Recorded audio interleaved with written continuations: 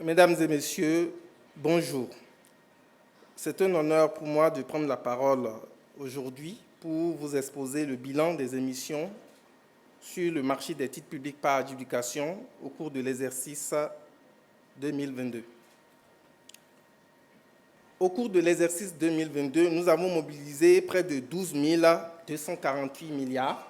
Alors, le sommaire, nous allons articuler notre présentation autour de deux axes.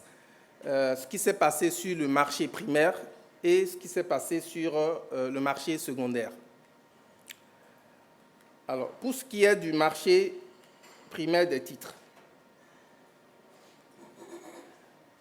comme le montre ce slide, les encours, le stock de titres ont cru d'environ 13%, en passant donc de près de 10 800 milliards à 12 248 milliards, soit une progression donc de 13%.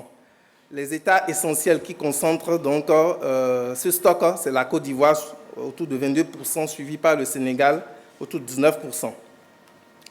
Ce qu'il faut noter aussi, c'est que ce stock se répartit à hauteur donc de 90%, détenu par les banques. Le portefeuille des titres publics est détenu à hauteur de 90% donc par les banques. Cependant, nous pouvons noter une progression forte au niveau de la détention pour compte de tiers, avec l'appui des SGI, des SGO, des compagnies d'assurance, qui ont contribué à faire évoluer la détention pour compte de tiers de 788 milliards à 935 milliards, soit une croissance de 19%. C'est une progression qui est énorme, mais beaucoup reste à faire parce que la détention pour compte de tiers est toujours faible, d'où l'intérêt de tout le panel qu'on aura aujourd'hui ici. Alors,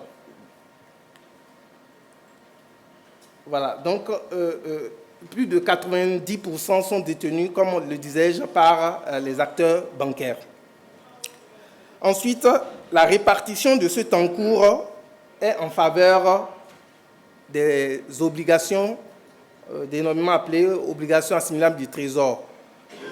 Beaucoup d'efforts ont été faits encore entre 2021 et 2022. En 2022, nous sommes passés d'une proportion de 89% à près de 93%, ce qui démontre de l'allongement de plus en plus du stock de titres et de la volonté des États, bien entendu, donc d'allonger la durée de vie moyenne de leurs titres. Ensuite, nous pouvons dire qu'en ce qui concerne la mobilisation de ressources,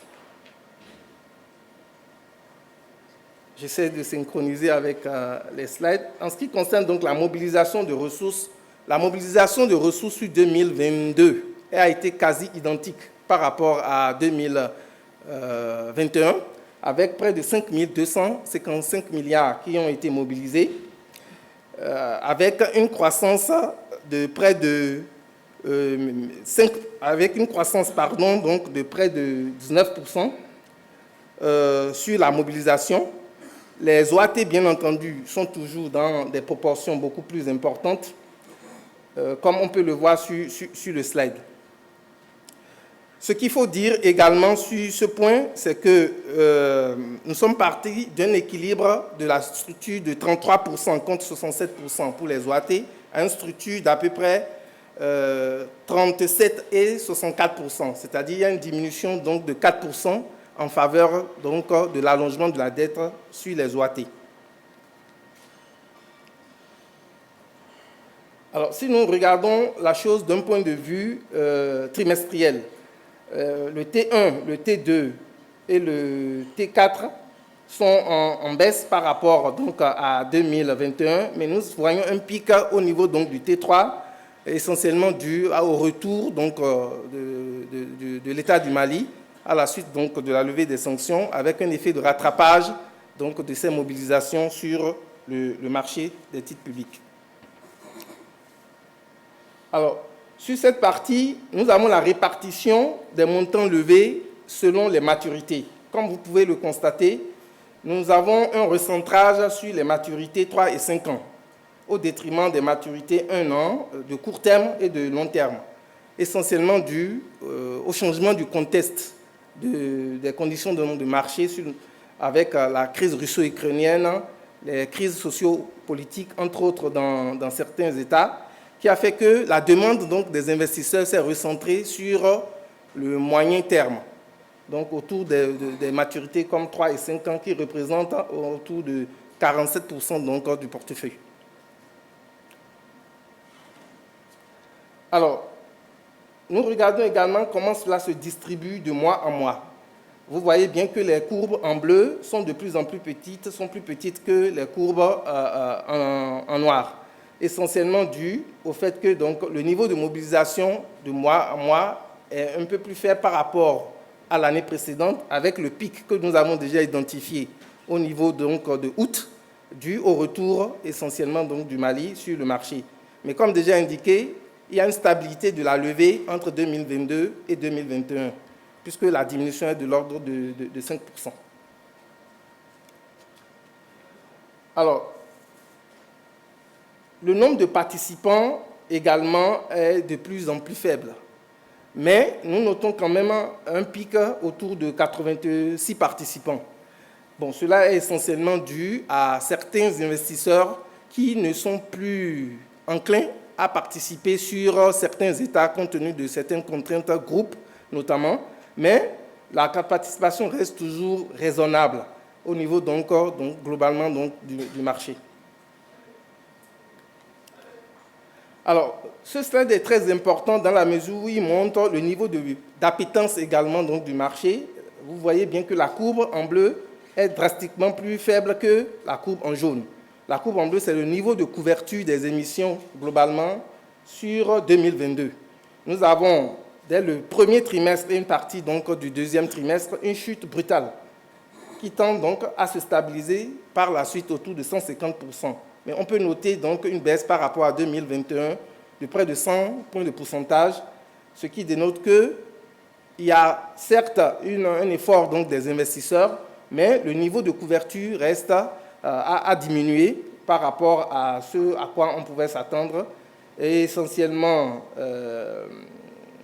dû au contexte que nous venons donc d'indiquer plus tôt.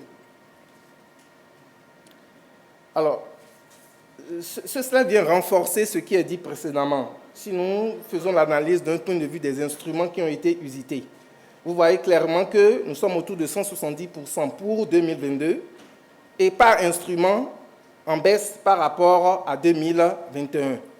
Donc, cela vient conforter juste ce qui a été dit précédemment. Alors, ce slide également est très important et nous voulons vraiment attirer votre attention sur ça.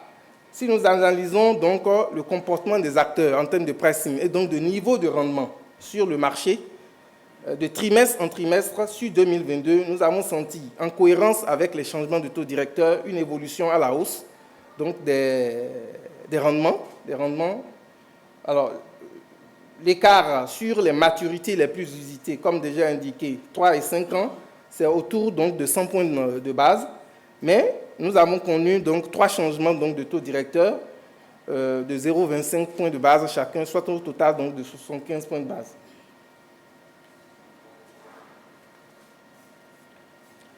Alors, nous allons passer à la seconde phase qui est l'activité du secondaire. Alors, le marché secondaire, certes, il est embryonnaire, mais il a connu une évolution très significative. Nous sommes autour de 2800 et quelques milliards de volume transigé, quasi identique à 2021. Mais ce qu'il faut remarquer ici, c'est que par rapport à 2020, nous avons une forte progression de près de 80% en termes de progression pour atteindre les 2800 milliards. On est parti donc de 1500 et quelques milliards en 2020, ce qui démontre vraiment d'un changement de comportement au niveau donc, des acteurs et d'une volonté d'animer également le marché secondaire. En ce qui concerne les participants, c'est pareil, ils progressent. Nous sommes autour de près de 80 participants. Nous souhaitons vraiment que cela continue. Cela s'est fait sous l'impulsion, donc, à partir donc, de 2021, de la production donc, de 3 reportings clés. Un reporting sur le marché, ce qui se passe sur le marché primaire, c'est un reporting mensuel. Un reporting sur la liste des titres en vie le stock de titres, code d'usine, durée de vie moyenne. C'est un reporting également mensuel. Et ce qui se passe sur l'activité du marché secondaire que nous produisons hebdomadairement. Donc, tous ces reportings ont été mis en place et produits diffusés sur le site donc, de IMOA Titres régulièrement à l'attention donc, des acteurs pour plus de transparence et bien entendu leur permettre de mieux animer donc, le marché secondaire. Alors, ce slide montre également la proportion des volumes transigés par rapport au stock de titres. Nous sommes autour de 23%.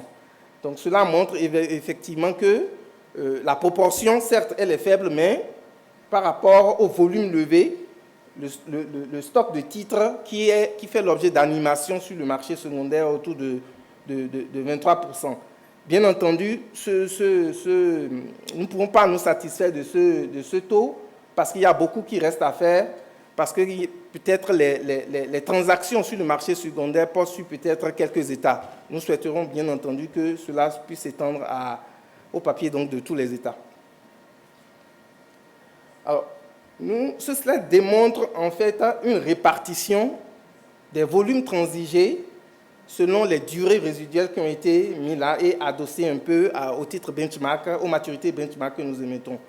Clairement, le cœur du marché secondaire bat sur les maturités 1, 3 ans et 3, 5 ans, qui détiennent plus de 70% des volumes transigés.